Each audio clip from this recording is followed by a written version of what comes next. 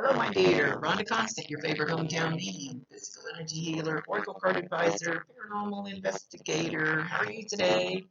So we're going to talk to Elvis today, so I don't need to give you my little spiel, but don't forget this is not an exact science, and sometimes you'll have to think outside the box a little bit, and he'll tell you what you need to know, maybe not what you want to know.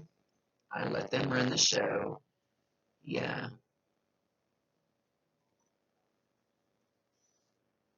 But anyway, he's already trying to battle something. He's coming in, and he's actually, I don't know if he, I know his name's Elvis, but I don't know if he actually tried to be a little like Elvis, maybe. I don't, but he's coming in playing the guitar and he's singing "Don't Be Cruel to a Heart That's True." Whatever that song was that Elvis used to sing. He's got a big smile on his face, so it's not like he's telling you not to be cruel to somebody. Don't know why he picked that song. He's still strumming the guitar. Even if he didn't play the guitar here, he is now. Happy, happy, happy. Saying happy, happy, happy. The sun is finally shining bright for you.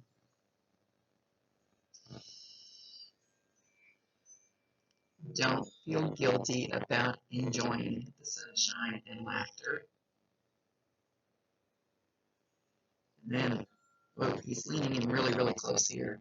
This is my right side. Sometimes he's sitting on the camera. I look backwards. I'm always backwards. So, he's leaning. He says he's that close to you. Probably by now, you should be able to start feeling him if you haven't before. Sometimes when we're in really deep grief, you know, really deep grief, it actually blocks out a lot of the stuff that we really want to feel and hear and see, and it makes no sense to me. To me, that's backwards because that's when you really need it, but that's just the way it works. So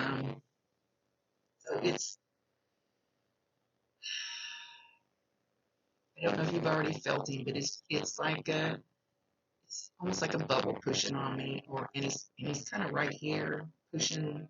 It feels like a balloon or a bubble pushing on me. It's a change in the air pressure. It's like when the person's staring at you across the room and you feel that energy because they're pure energy. We're pure energy when we go. We don't have this old heavy, messed up body anymore. Now he's dancing a jig.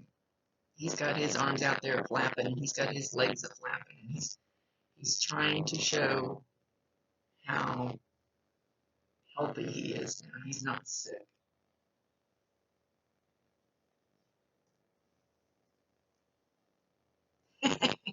He's tipping back a beer.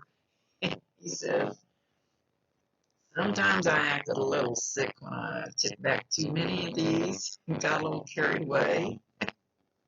He's saying sick things came out of his mouth, and he means it in a joking way.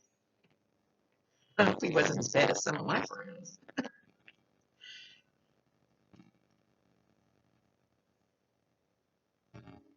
Oh, I always tell my friends, hey, alcohol will kill all the germs I got in me. He just told me, he says, no, no, it doesn't, Rhonda. Hey, I can try.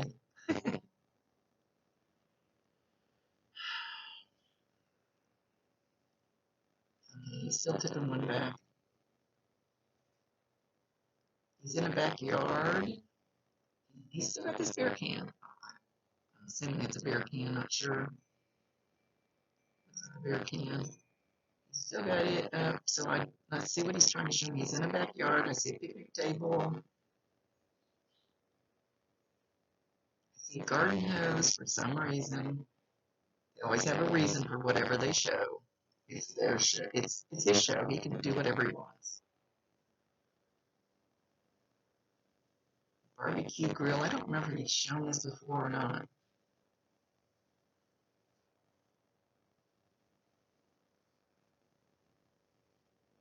Let's get this party started. I I don't know where you guys live. I know I'm in Kansas, the weather's getting warmer, so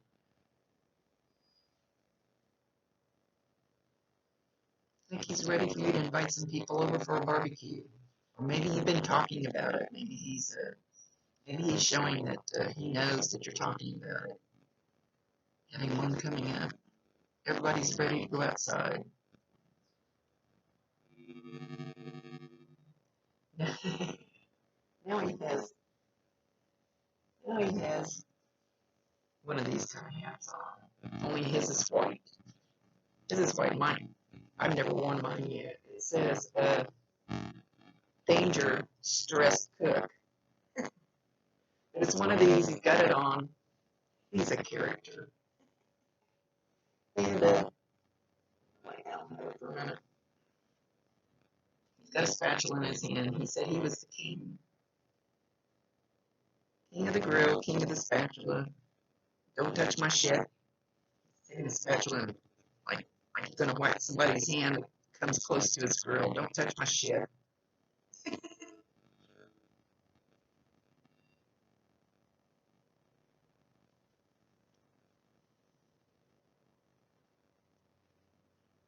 Okay, so then he's still in the same scene, but he was switching it a little bit to being directed towards you, and he drew my eyes down to something that I had written. It's just written on a napkin. I don't even remember why I wrote it, but the word baby. So he's calling you baby, but actually the whole line is right behind you, baby. Is what I've written. I think it's a song. So, because I have a guy's name behind it. Hang on, let me make sure it's a song before I go saying anything. But especially the word baby. And he really centered my eyes on it. He's right behind you. He's right behind you, baby. Right behind you. Always. Always. Learn to trust that. And you'll start feeling him and seeing him. I'm going to check on this.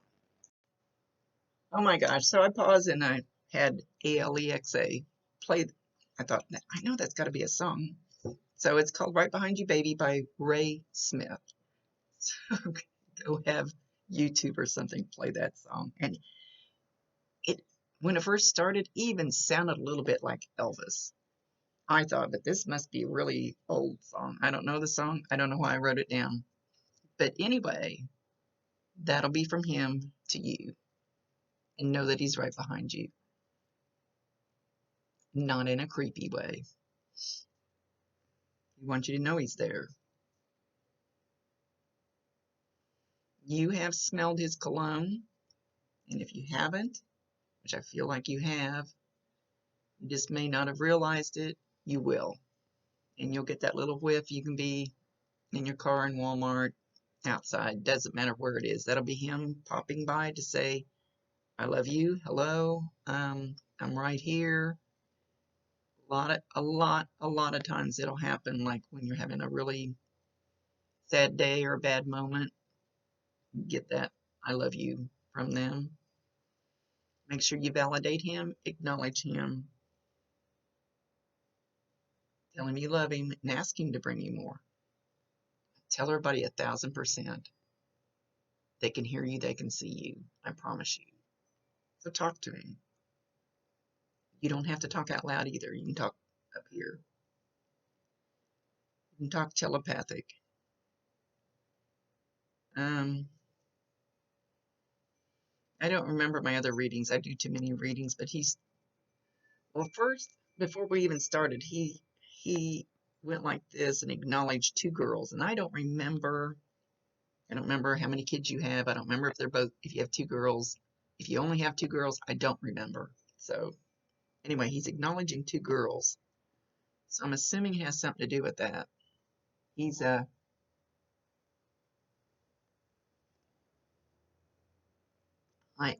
this could have been in somebody else's reading, but I almost feel like it was one of your readings.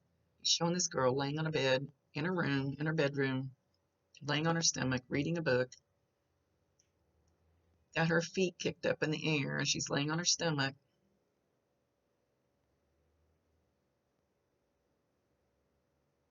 She sees him. She sees him.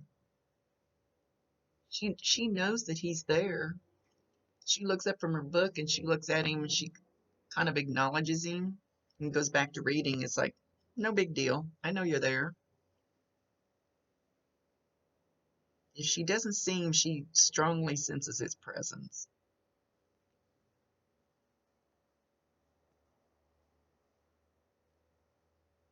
He goes and sits on the bed beside her. She's still reading. There's always a reason for anything they show. He puts his hand on her left shoulder, so she should feel that. Just kind of like resting it there, like giving her comfort or strength, or I'm not sure which word I want to use, love. Just making his presence known that he's still there as a guardian. She rolls over on her back and she starts talking to him, but she's not looking at him. I don't know that she actually sees him. I think she senses his presence. She rolls over on her back and she's not looking at him as he's sitting there, but she's looking up and she's talking to him. So tell her that he hears her. He's listening very closely. This one seems to need it more than any of the other ones, or the other one, or whatever there is. Or this one is just a little more intuitive and she gets it. He's there. Or she thinks that he's there. I'm not sure she fully acknowledges that he's there.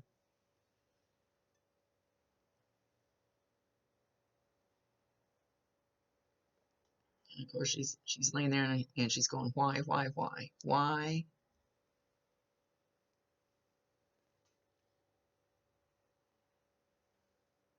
did this happen to me? Why did this happen to you?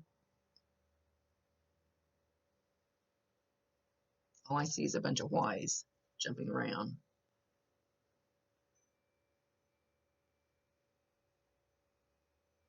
And he's telling her to trust the process.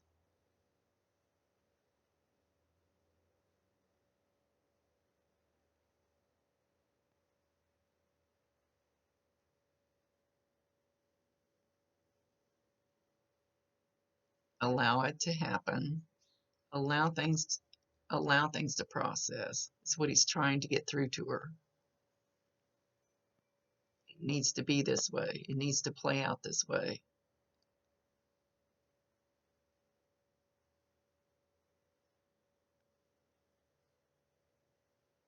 Yeah, see, she's not looking at him, so I don't think she sees him. She kind of knows that he can hear her, or she's hoping he can hear her. So now she rolls over on her side, a little more in the fetal type position.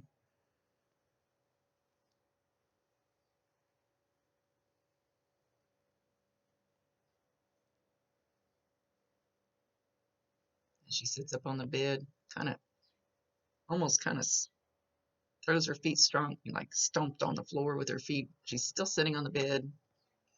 There's a reason for this, I'm sure.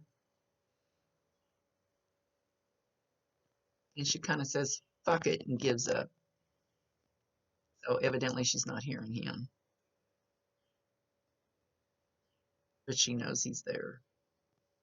If that makes any sense.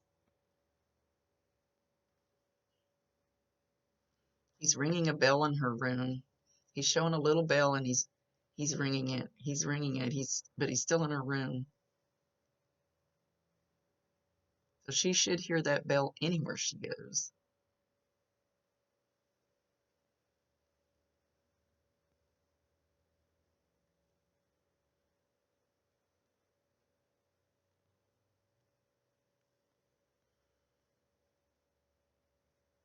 All right, he showed me a cat trying to get up on the bed, so I don't know if you have a cat or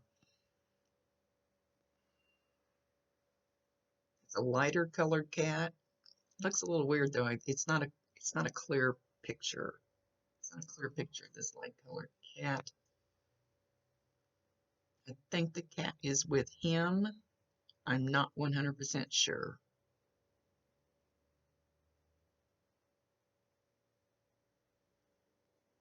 Somebody must have had this cat. For some reason, it can't get up on the bed. Maybe it's not supposed to. Or maybe it's showing that it was old and feeble when it passed. I'm not sure what that picture is for.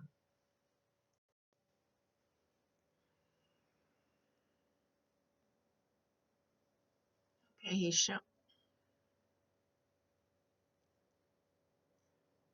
All right, first he showed you, what I feel like was you, and then he showed a picture of what looks like Elvis.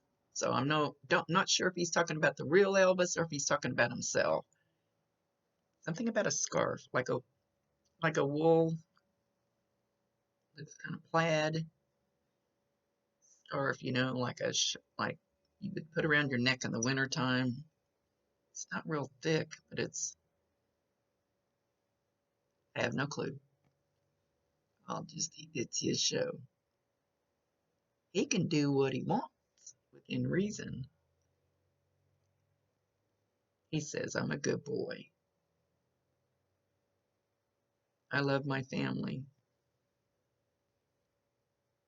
I love my mom.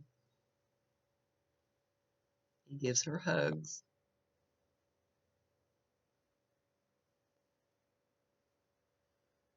You either have or you're going to like be in the kitchen, like cooking or doing dishes or standing somewhere, just in your mind, just kind of blank and just kind of, that's just, what do I want? Not in a daze. What do I want to call it? You know what I mean? When your mind just kind of goes, and there's nothing there for a minute, and you either have or you're going to feel him. Like yesterday, I felt somebody walk up behind me in my kitchen, and that's what he's showing me here. So you'll just feel that presence, just like you feel somebody across the room staring at you. You're going to feel, and you're going to turn around, and there's not going to be anything there, and then there's tears because you felt his energy, and you thought he was back. He is. You just don't have this physical body.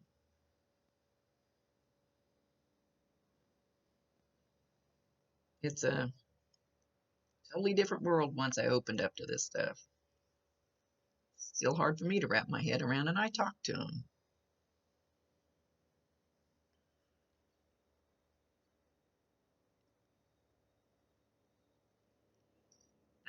He's showing himself as the real Elvis right now, and he's dancing with you in the kitchen.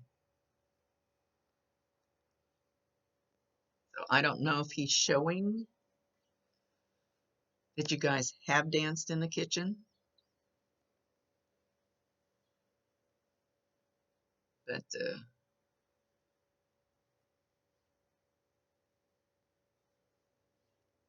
he wants to do it again. When you feel him and you trying really, really hard to make it happen, that won't work. You have to allow it to happen. When it does happen, when you feel it, turn around, put your hand up like you're dancing with him, and dance with him. I know it sounds crazy. You'll probably feel the warmth or the tingling or the energy of him. You might just feel it in your hand, or you might feel it on your front side. I don't know how you will receive the energy, how you will feel it. That won't happen a lot. I don't know if it's I don't know if it's hard for them or if it takes too much of their energy or they're just not supposed to because they can't be here with you every minute of every day, even though Bob gets in trouble when he's not my buddy Bob. He's my guide. Um,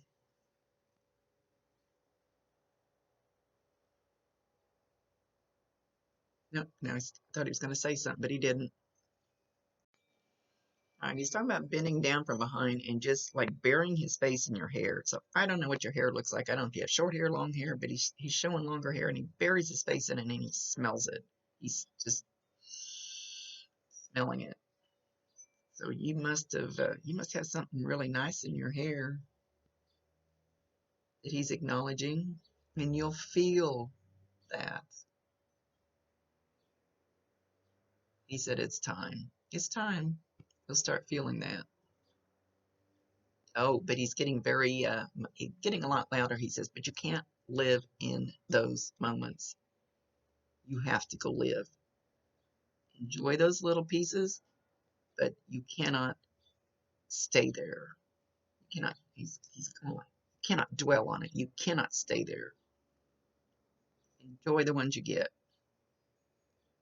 Be grateful.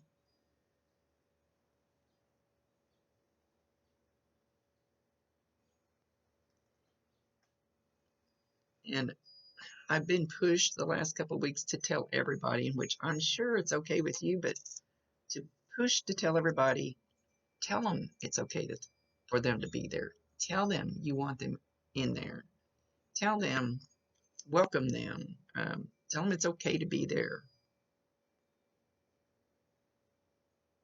I mean, because, when I've gone to Clint's houses, I've actually gone and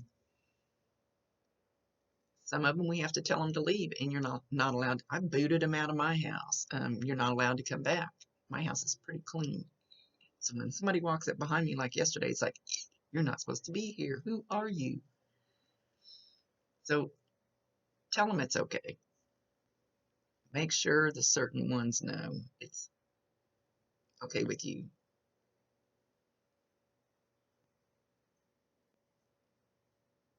I keep wanting to do this. Whenever I do this, it's like, what's up? What up? I don't feel like he's saying those words, but I keep wanting to jerk my head for some reason. Like acknowledgement of somebody or something.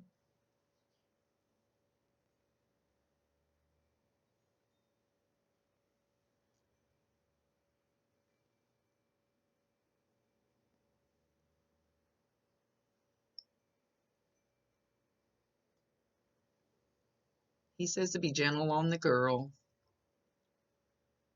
You're going to have to let her work through it. It'll be painful to watch. You're going to have to let her work through it because it will be okay in the end. Oh, let her work through her pissed off attitude. She's angry.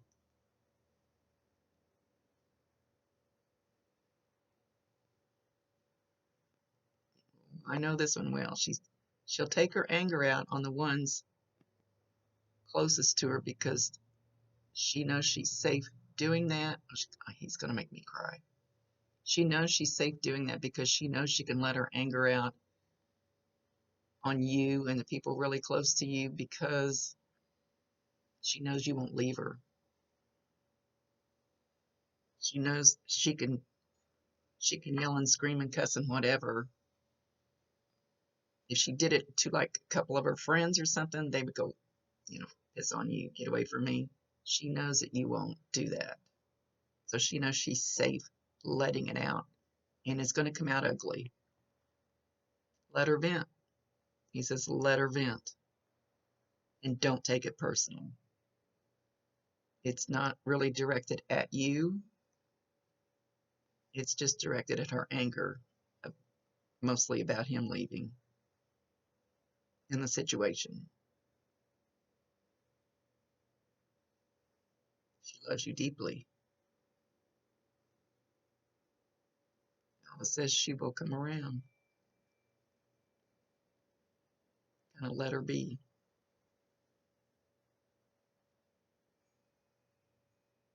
She's dealing with it on her terms.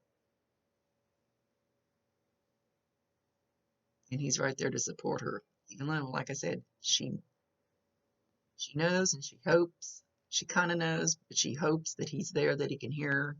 So she's venting to him too.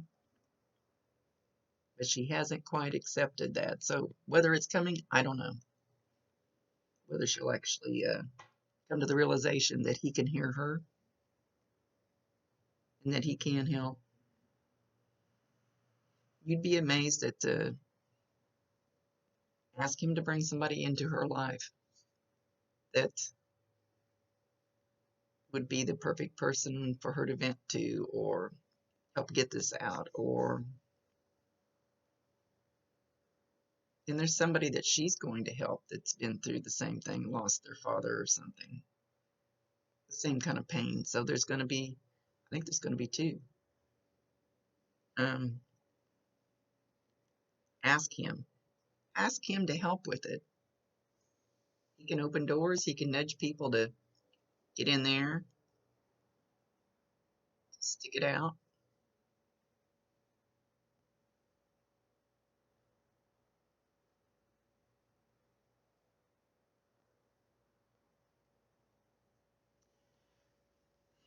He's going towards the couch.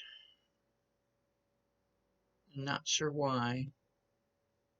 It's almost like he's moving the couch. I don't know if you're gonna, I don't know if you have hardwood floors in the living room or carpet. He's showing like maybe you'll almost sound, maybe you'll hear the sound of furniture moving. I don't know. That sounds a little scary. Um, it's like he's taking the couch and he's moving it a little bit or something. I don't know that he will physically move the end of the couch. He's not moving the whole couch, just like cocking it out. Maybe look back there, see if there's something back behind it. I don't know, but for some reason he's cocking the end of the couch out into the room a little bit. See if there's something back there he wants you to find, or maybe you'll hear it move. I don't know. Hopefully you understand what he's trying to show. It's not for me. The details are none of my business. It's not for me to know.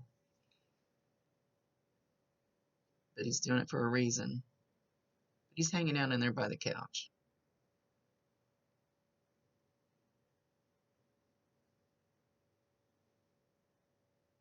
Okay, he says go play that song. Right behind you, baby.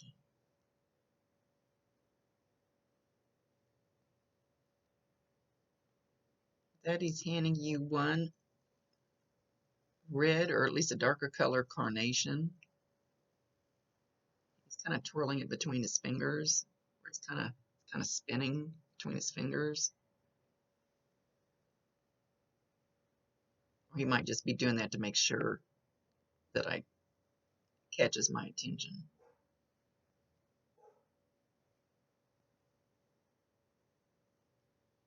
So look for carnations.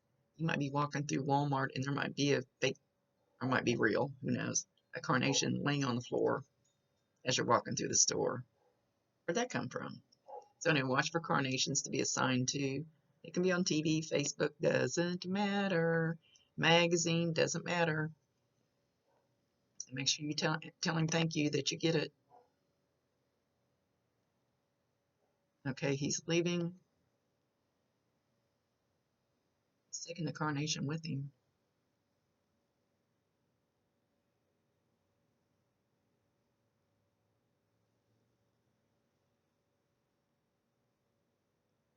He said he loves you from here and beyond.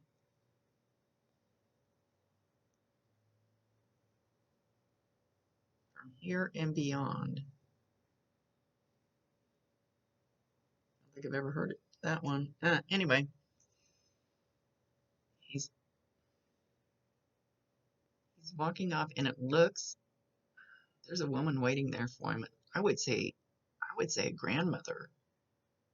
She's much older than him. It's like a grandmother, or it could be just a grandmother type figure. She feels like a grandmother. It doesn't have to be a blood grandmother. You could have somebody in your life that feels more like a grandmother than your blood grandmother. So anyway, that's the way that works. Anyway, he's leaving. Much love to you, my dear. Talk to him. He can hear you. I promise. He just showed me. I just saw him out of the corner of my eye sitting on my couch.